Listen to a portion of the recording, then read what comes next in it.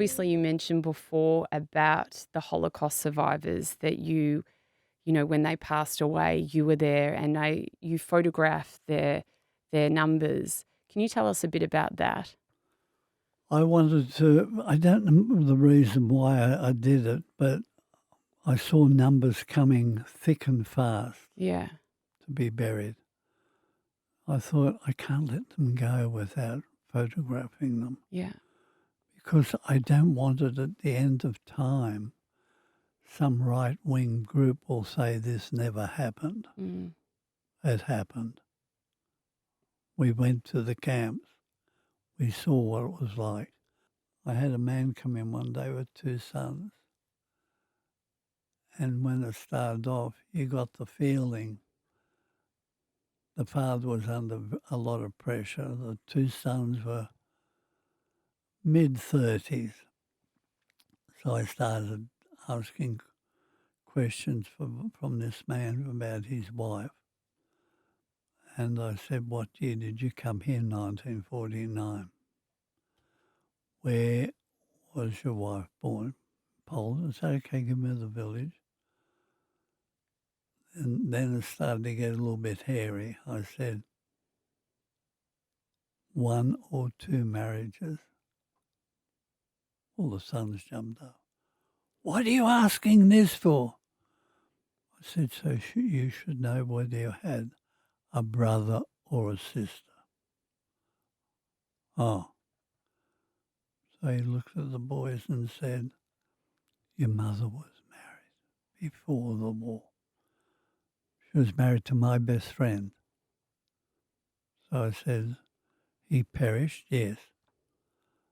I said, and you were married in Feldafing in Germany? And he looked at me and said, how did you know that? So just a guess. So I said, did she have a child with the first husband? The boys are grumbling.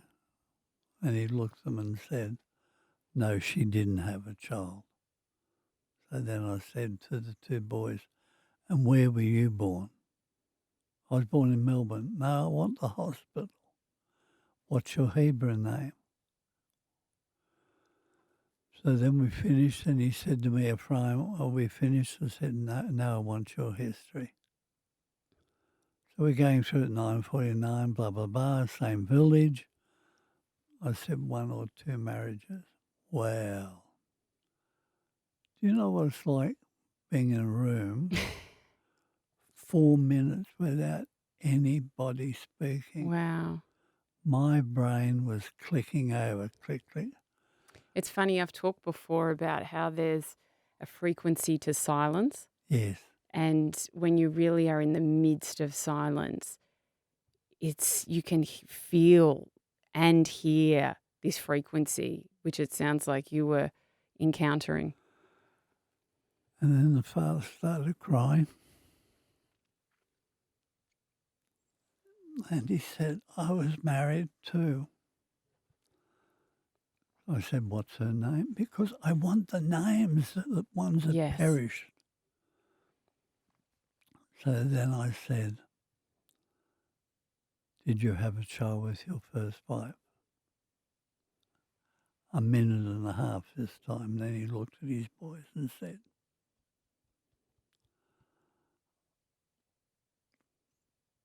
I had a little Ruchla. Not Rachel, Rochel, my little Ruchla. So she perished. He said, yes. Now I've got her name, which I can work, so that there was 1.5 million children who were perished. I want names to those who perished. It's interesting, isn't it, how I suppose as parents, and you would have seen obviously a lot of this, we protect our children a lot. We don't tell them stuff. And even when they become adults, it's like we still protect them. Like I see it even with my grandma who's 91 and how my mum always complains that she hasn't told me this or that. And it's like she's still protecting my mum from stuff that isn't even protection, you know? Um, just it's an interesting thing that we do. And you only do it because you care so much about your children.